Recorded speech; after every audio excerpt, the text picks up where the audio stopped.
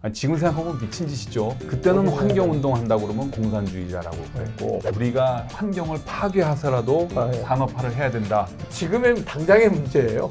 대공황을 포함해가지고 글로벌 금융위기도 10월 달에 시작했잖아요. 10월이 안 좋았던 이유는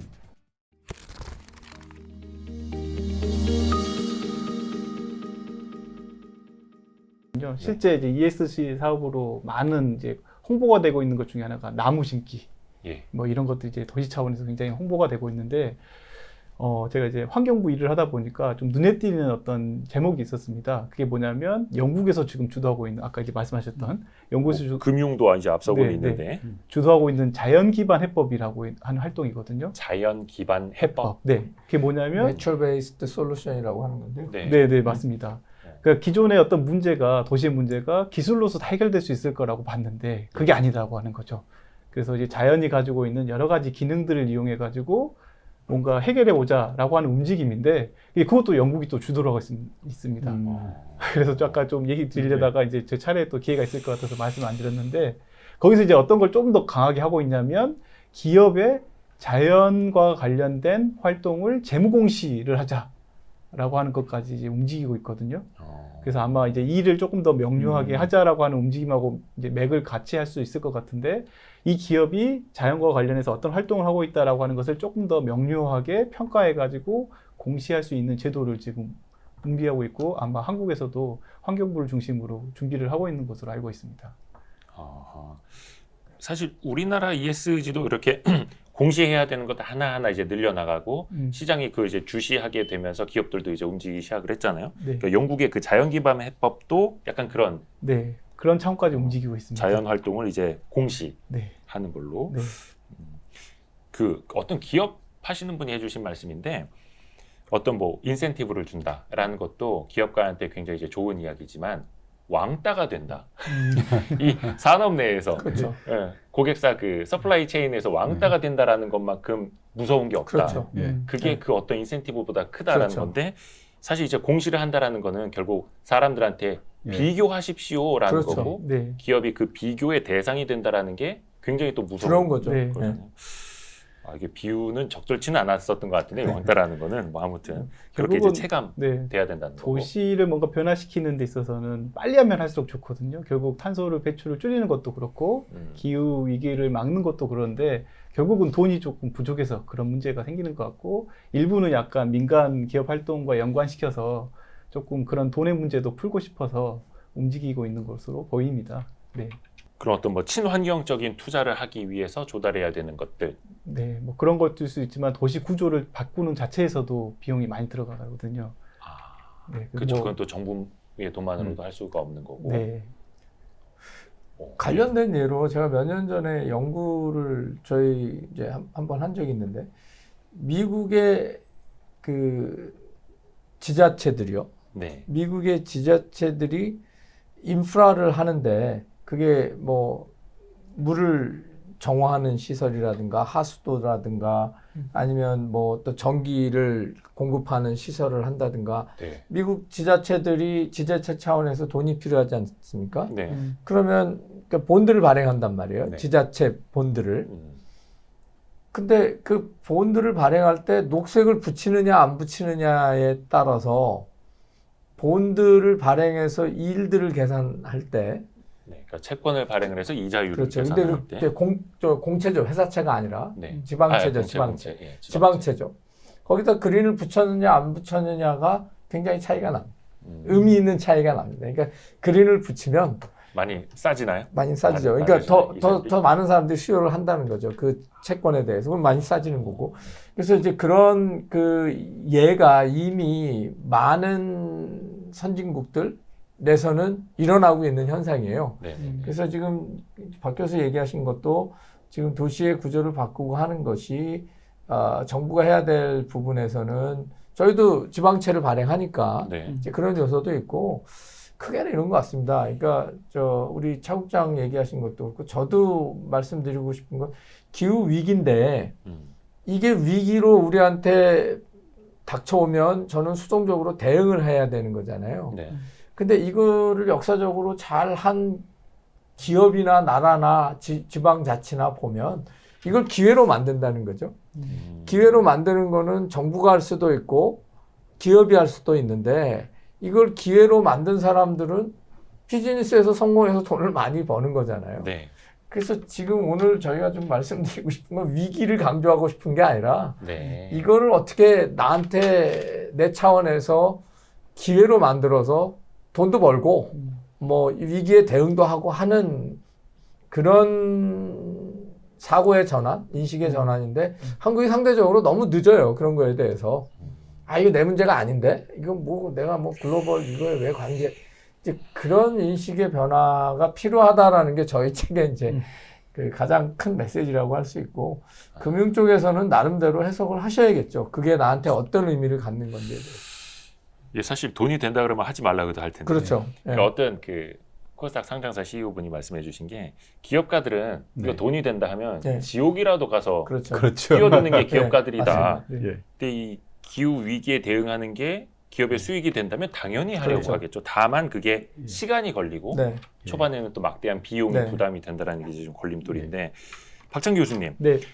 그러면 이거를 좀 어떻게 해야 되는지 기후 위기에 그 도시 관련 뭐 계획제도 측면에서 또 거기에 이제 기업이 일조하는 차원에서 네. 어떤 예시가 좀 있을까요? 아, 네. 아까 도시가 뭐 복잡하다고 말씀드리고 있는데 예. 그 이유가 결국은 땅의 소유권이 누구에게 있고 누가 이용하느냐에 대한 문제인 것 같습니다.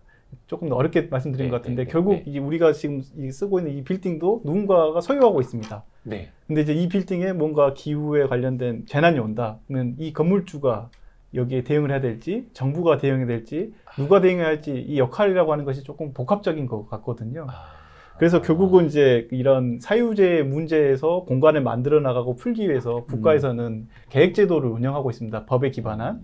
그래서 이제 실제 2002년, 2003년에 국토를 어떻게 합리적으로 이용하고 보존할 것인지에 대한 어떤 계획제도가 만들어졌고 그 하위 단계의 도시를 어떻게 관리해 나갈 것인지에 대한 체계, 재생을 어떻게 해나갈 것인지의 체계를 아주 엄밀하게 담고 있습니다. 결국 기후에 대응한다는 것도 이 계획 체계 내에서 우리가 할 수 있는 역할을 어떻게 해야 되는지, 민간은 뭘 해야 되는지, 정부는 뭘 해야 되는지 이런 것들이 같이 풀려 나가야 되는 문제라고 보고 있고 특히 이제 좀 주목할 수 있는 사례는 이제 서울 같은 도시는 굉장히 만들어진 지 좀 오래됐습니다. 그래서 네. 많은 인프라들이 노후화됐습니다. 뭐 상하수도도 그렇고 아파트 이런 빌딩들도 많이 노후화됐는데 저희가 있는 지금 이 건물이요 네. 거의 한 40년 가까이 아, 됐더라고요. 네. 그렇죠. 네, 예. 이 노후화된 것을 어떻게 풀 거냐? 그러면 이제 대부분 이제 사람들이 재건축하자라고 하면서 이제 용적률을 높이 받으려고 하는 거죠. 네. 결국 이제 재건축에 대한 비용도 조금 거기서 그렇죠. 감당해내고 싶고 조금 더 수익을 얻고 싶어서 네. 이제 그런 문제까지 같이 있다 보니까 이제 또 정부에서 지자체에서 어떤 또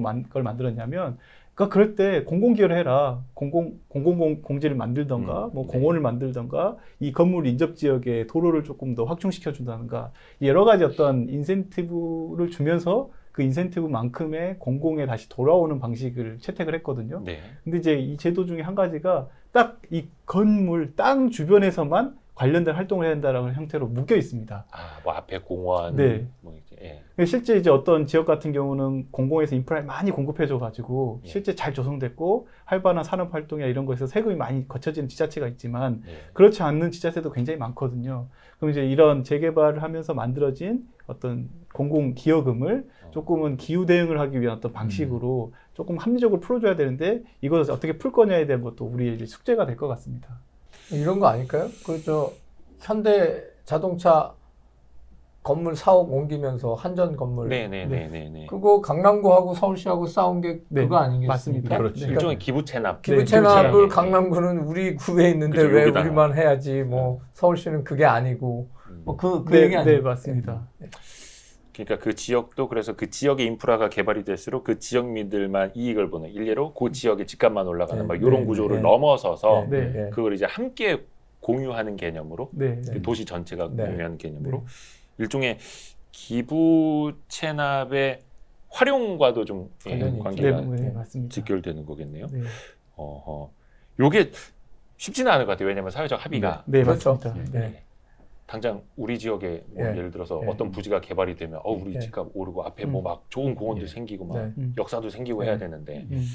누구는 또 빼앗기고 네. 막 네. 이런 개념으로 생각을 네. 할 수가 네, 있겠죠. 네. 지금 얘기를 들어보니까 우리 세 사람 얘기에 공통적으로 일맥상통하는 게 있는 것 같아요. 각자 네. 연구하는 네. 분야에서 결국 정부가 뭘 하고 네. 시장이 무엇을 역할. 할 것인지 그 역할 배분이 네. 굉장히 결국은 가장 중요한 문제가 되는 것 같은데 네, 맞습니다. 돈 문제와 관련돼 가지고 지금 한 가지 제가 첨언을 드리자고 그러면 네. 지금 지자체 제가 뭐 특정 지자체하고 좀 관련된 프로젝트를 좀 하고 있는데 네.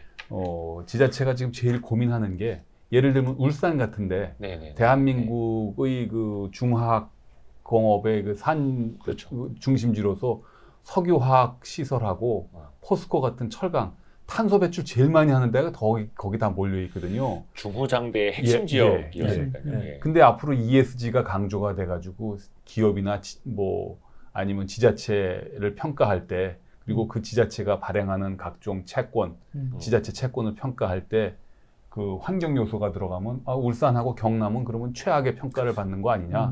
아니 대한민국을 대표해가지고 여기서 네. 시설이 몰려 그렇죠. 있는 걸 나보고 책임지라고 그러면 어떡하냐 하고 지자체가 지금 네. 그걸 진짜 그러겠네요. 제일 공포스럽게 생각을 네. 하는데 결국 그래 뭐 우리는 ESG 평가만 하고 그걸 시장에서 어떻게 가격에 반영하는 거는 시장에다 맡기겠다고 그러면 무책임하게 되는 그런 거죠. 것이죠. 네. 그래서 그런 문제에서도 그럼 정부하고 시장이 어떻게 배분을 할 것인지 그렇죠. 어줍지 않은 시장 의존은 낭패를 보게 한다 맞습니다. 이제 이렇게 네, 될 네, 수가 맞습니다. 있겠고요.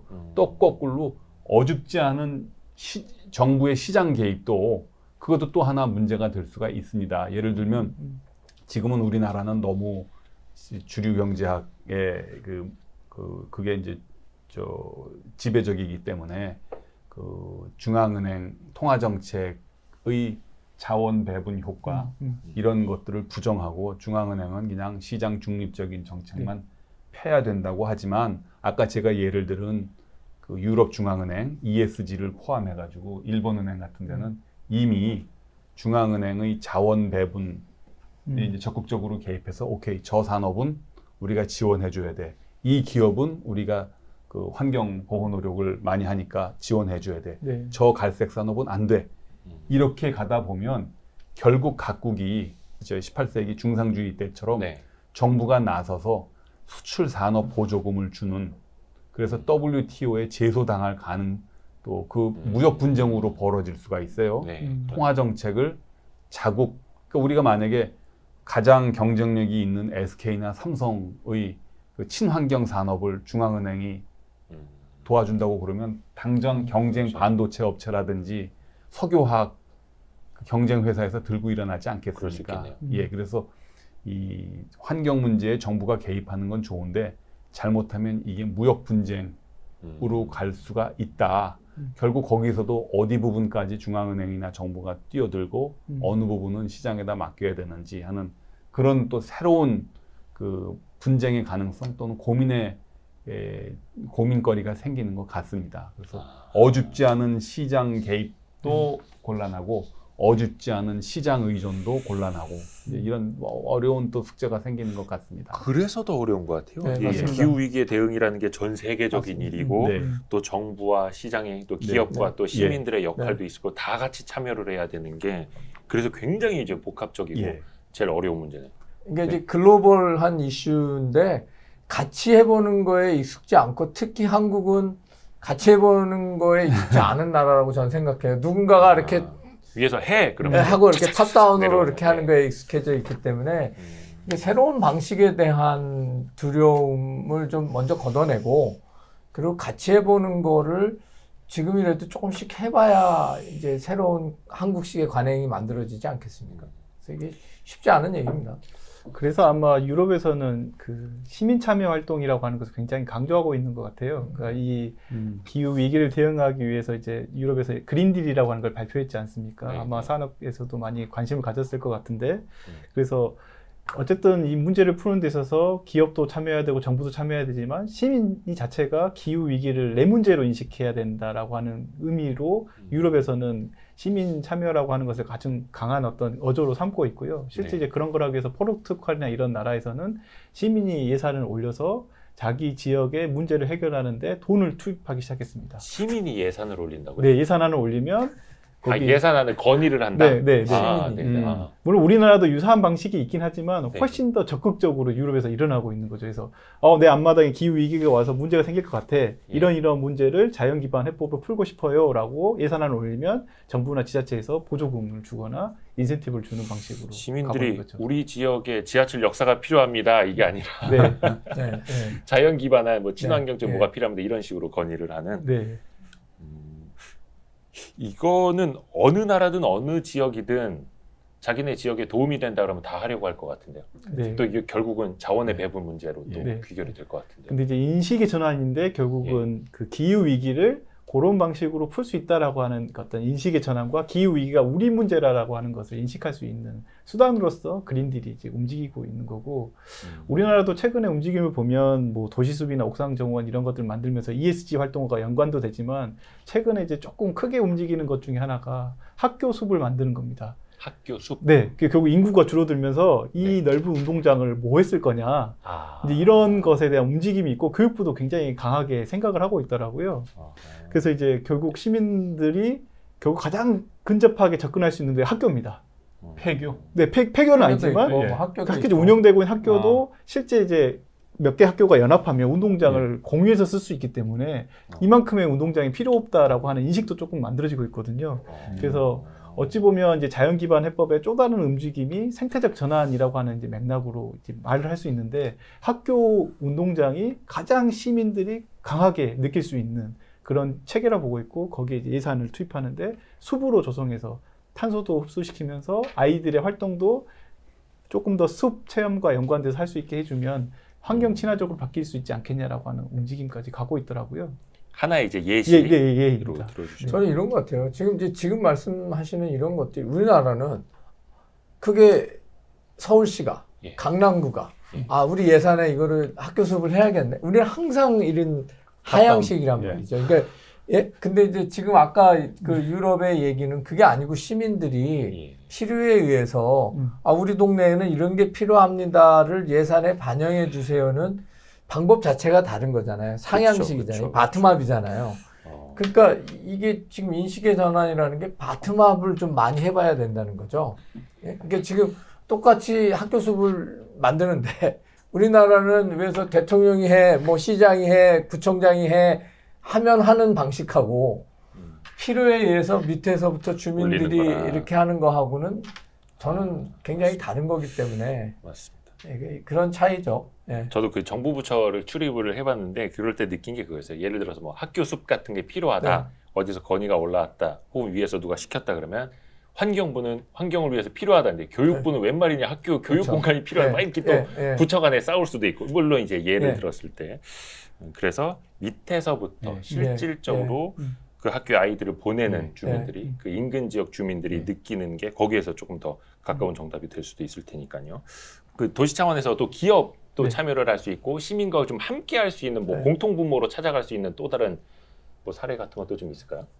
아까 잠깐 언급됐을지 모르는데 그 ESG 활동 중에 가장 많은 게 이제 나무 심기 사업이더라고요. 그래서 결국은 지금 현실적으로 기업이 가장 쉽게 도전할 수 있고 시민들이 관심 갖고 있는 것도 약간 그런 사업이지 않을까 싶습니다. 좋습니다. 그리고 또 기업 입장에서는 아까 서두에서 정 교수님이 말씀해 주신 것처럼 제일 무서운 게 이제 뭐 고객이기 때문에 고객들이 이제 눈을 크게 뜨고 또 고객들이 지켜보는 것뿐만이 아니라 생활의 변화가 나타나는 것들을 또 기업들은 바로바로 이제 간파하려고 할 테니까 그래서 제가 이제 오늘 텀블러를 쓰는 올해 지금 11월 달에 이제 캅 26이라고 그러나요? 네. 기후변화 총회가 지금 총회. 영국 글래스고우에서 열린다고 하니까 제가 피식 웃음이 나오면서 그 웃음이 약간 쓴 웃음이었어요. 저희가 70년대 초등학교 다니고 그럴 때 그때는 우리가 산업화에 갈급해서 선진국만 쫓아가면 우리가 된다. 그래서 저희 초등학교 때는 교과서에 어떤 말이 있었냐 하면요. 영국의 그 글래스고우는 아니었고 맨체스터 공업지역이었는데 맨체스터 공업지역을 소개하는 초등학교 5학년인가 6학년 때 사회교과서에 그런 말이 있었어요. 맨체스터에 가면 네. 공장의 굴뚝에 검은 연기가 콸콸콸 쏟아져 나오는데 네. 영국 경제력의 힘이다 이런 취지의 설명이 있으면서 네. 네. 네. 사진에 어떤 게 있었냐면 맨체스터의 검은 하늘이 선진 한국의 미래라는 말이 있었어요. 그래요. 그거를 50년 전에. 저희 초등학교 70년대였었는데 오. 그때는 50년 환경 운동 한다고 그러면 공산주의자라고 그랬고 우리가 환경을 파괴하서라도 그 산업화를 해야 된다. 그리고 그 선생님의 가르침에 가장 열심히 쫓아다녔던 사람이 저 아닌가 생각해서 우리 세대가 참 환경을 파괴하면서 그 경제적인 성장에만 갈급했었다 하는 그런 반성을 좀 갖고 제가 그래서 이 책을 정 교수랑 같이 쓰고 하는 이유도 우리가 반성을 하고 발상을 전환해야 된다. 아니, 지금 생각하면 미친 짓이죠. 맨체스터의 검은 하늘이 선진 한국의 미래라는 뭐 그 후에 막 흑비도 내리고 막 그랬다는 거 아닙니까? 예.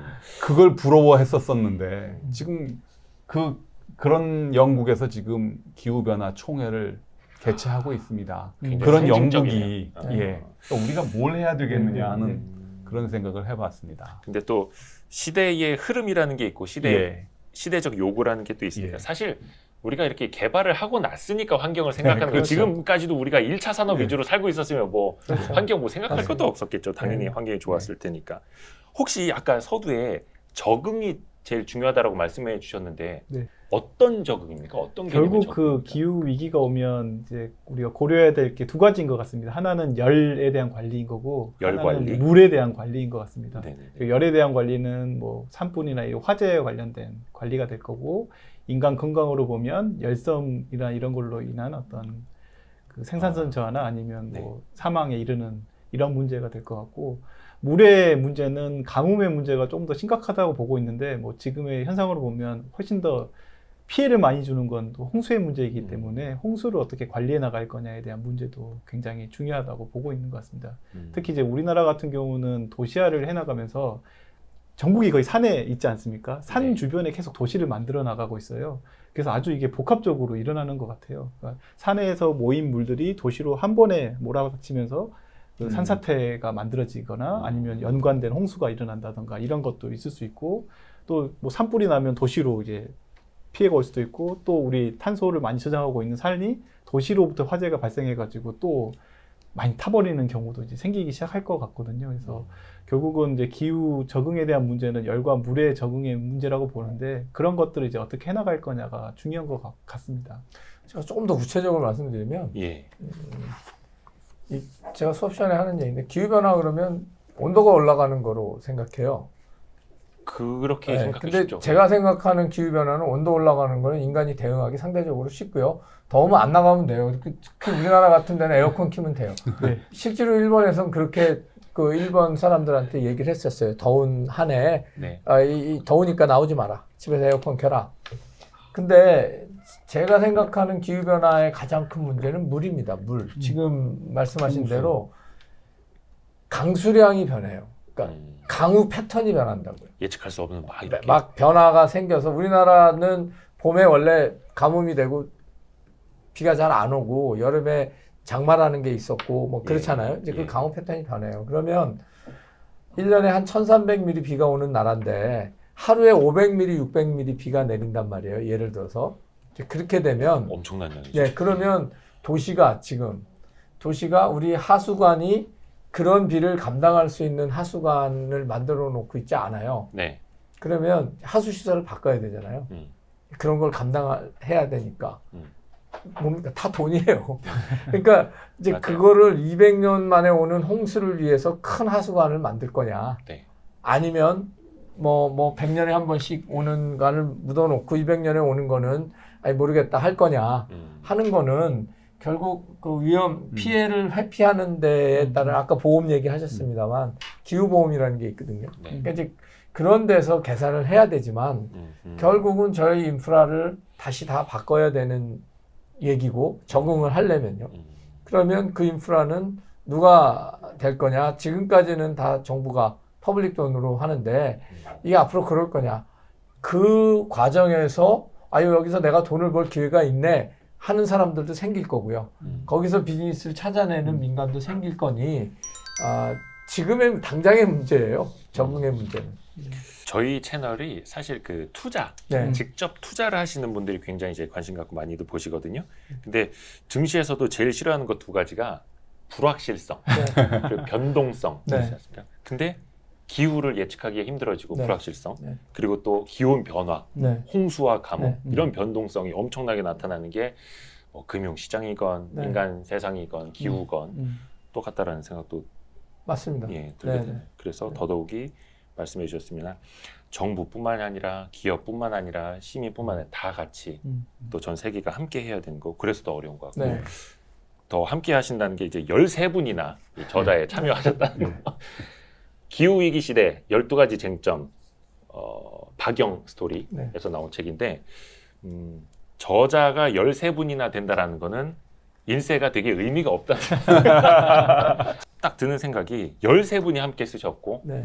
어떻게 보면은 인쇄나 이런 것보다는 굉장히 공익적인 네, 네, 측면으로 네, 맞습니다. 기획을 하셨고 네. 함께 쓰셨고 어떻게 보면 이것도 일종의 마케팅 활동이잖아요. 이런 네. 유튜브 출연도. 예. 근데 이것도 굉장히 좀 공익을 위해서 많이 나서시는구나 라는 느낌을 많이 받았습니다. 예. 그래서 네. 더 뜻깊은 자리였던 것 같고요.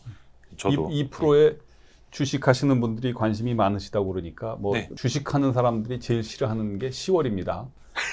10월이 항상 전 세계적으로 시장이 안 좋았다고. 시장이 안 좋고 위기설이 퍼지는데 네. 미국이 그랬고요. 네네. 대공황을 포함해가지고 모든 게 글로벌 금융위기도 맞습니다. 10월 달에 시작했잖아요. 예. 그래서 음. 10월이 안 좋았던 이유는 저 자연 재해 또는 기상 이변 때문에 엄청나게 풍년이 들거나 그래서 농산물 가격이 폭락하거나 아니면 엄청난 흉년이 들어서 돈을 못 갚거나 그래서 주식시장이 붕괴가 되고 해서 항상 10월에 위기가 찾아왔던 거거든요. 그 직후네요. 항상 뭐 예, 추석 예. 네. 직후. 그래서 결국 주식시장에서 돈을 벌려고 주식시장만 열심히 쳐다보지만 의외로 모든 대공황이나 글로벌 금융위기나 뭐 이런 것들은 자연에서 시작이 됐어요. 그래서 이 방송을 관심 갖고 보시는 와. 분들은 환경과 기후를 예민하게 그 관심을 가지시라.